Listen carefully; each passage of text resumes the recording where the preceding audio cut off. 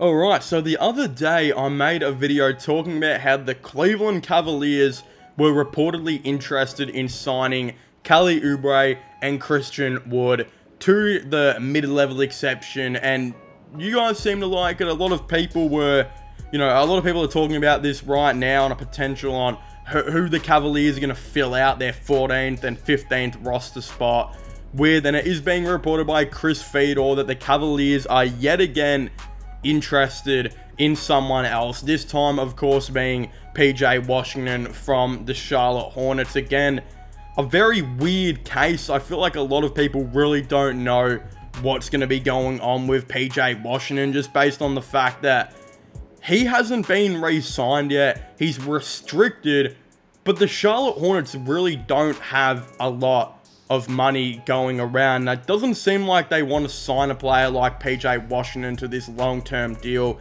There has been talks upon talks about a potential sign and trade that the Charlotte Hornets could do, and the realistic thing is I think the Cavaliers could almost make something happen here, especially if they wanted to bring in a guy like PJ Washington, who I think is a pretty underrated forward. He's a guy who might average you 8 to 15 points every now and then. He had a really good season on Charlotte. I think he literally averaged around 15. But on a good team like the Cavs, it might be that more 8 points per game.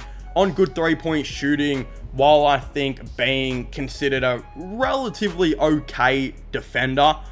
With how the Cavaliers are going right now, though, if they were to offer PJ Washington their mid-level exception, which we know is now confirmed to be $3.6 million at the time of making this video, then he would, let's just say he does accept that. I think the Charlotte Hornets would automatically match that. It would be a 1-year, $3.6 million mid-level exception. The Charlotte Hornets would be very happy to that. They don't have to commit to him long-term, which is what I think they're really worried about.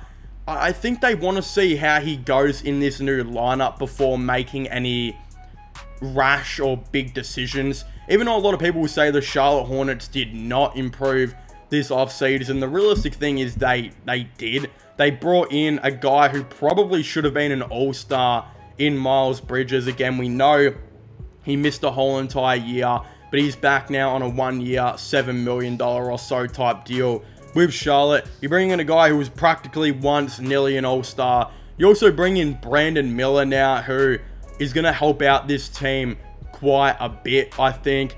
Again, they didn't really bring in anyone else. It was mainly those two guys, but PJ Washington will now go from last season being the flat-out clear starting power forward who almost was like the second or first option, even when LaMelo Ball was injured and Terry Rozier had injuries, to now him coming off the bench and being like a seventh man. He's definitely going to take probably a big step back from that 15 points per game he was putting up. So I think Charlotte want to see how they go this season. They probably don't want to spend all their cap just yet and sign PJ to a deal of like 10 plus mil to long term, especially if they don't know where they're going to be even sitting in the future. I think if a deal like this was to probably get done, the Charlotte Hornets would probably do a sign and trade where PJ Washington would maybe get signed to around $7 million per season for maybe 2 years. I think would be an interesting type of deal, 2 to 3 years. If the Hornets wanted to keep that, they could. That's not even that bad of a deal. But if they don't want to commit to him long term, there is a role player on smaller money who you know is going to fit as a really good role player on the team that the Cavs do have. Cavs could also provide a couple of second round picks to sweeten off a potential trade. If you're the Cavaliers, you could offer up Dean Wade, who was very hot and cold last season, but the season before that, I actually thought was pretty good and was a really good three-point shooter. Seems like he's wanting to take the next step of being a role player and having a consistent role on a team. He hasn't really found that on the Cavs yet, but on Charlotte, he could maybe average you 7 points per game off the bench on around 35 to 40% from three. We also know Dean Wade is pretty capable at guarding both the 3 and the 4. Cavaliers could offer him up and a couple second round picks to maybe bring in PJ Washington, who they might see as a better fit to their overall system. But hey, it's going to be really interesting to see how that would unfold. I personally think that PJ Washington will probably be signed and traded but not to the Cavaliers. And if that can't be worked out, then it will most likely be a situation where we see PJ Washington stay with Charlotte long term. Now, how this goes, I'm not sure. Charlotte also need to realize that, yes, they can sign him long term. It doesn't mean that they can't trade him. And I think that with how you're going, you almost need to give LaMelo Ball some help. Like, let's just say, yeah, you brought in Miles Bridges and you brought in Brandon Miller, so you got better, right? But you also lost Kelly Oubre in free agency. He won't be back because they don't have any money to offer him. Again, he wants way more than the minimum, which is all that Charlotte really have right now. They've got dudes like Gordon Hayward on the max. Terry Rozier's on like $25 million. LaMelo Ball will soon be entering like a $50 million contract. A bunch of other contracts here and there, like Martin's on like $7 million. Brandon Miller will be on around 10. Bridges on like 7. Then you add PJ Washington, who's probably going to be on 7 to 10 if they do happen.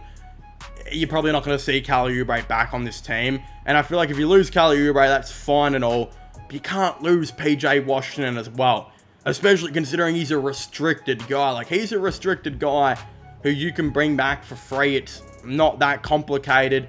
And he can still help to this team and prove to LaMelo that you're trying to move in the right direction.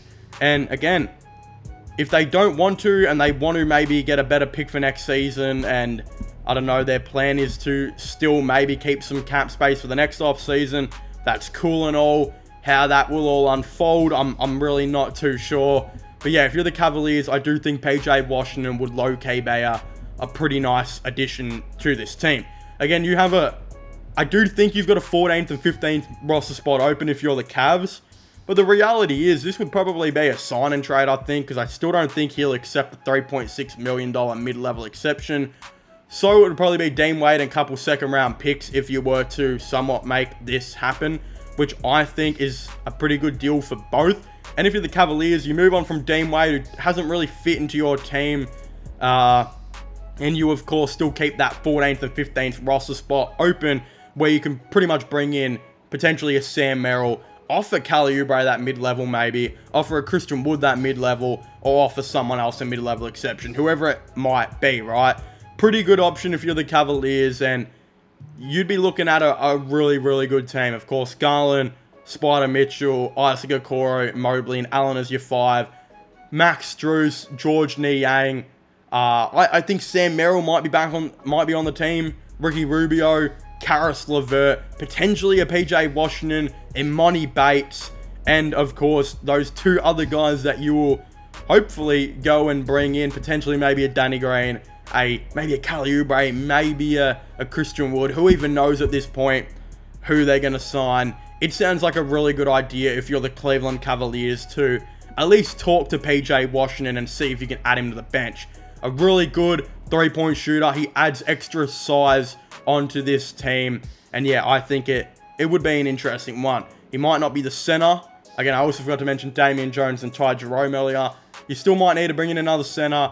But at the end of the day, you've got Isaiah Mobley as a 2-way player who just balled out in Summer League. So a lot of options for the Cavaliers going forward. I'm really interested to hear what you guys think about this. Definitely don't forget to comment your thoughts and opinions down below. And of course, subscribe to the channel for all the latest NBA content, sports content, all of the above.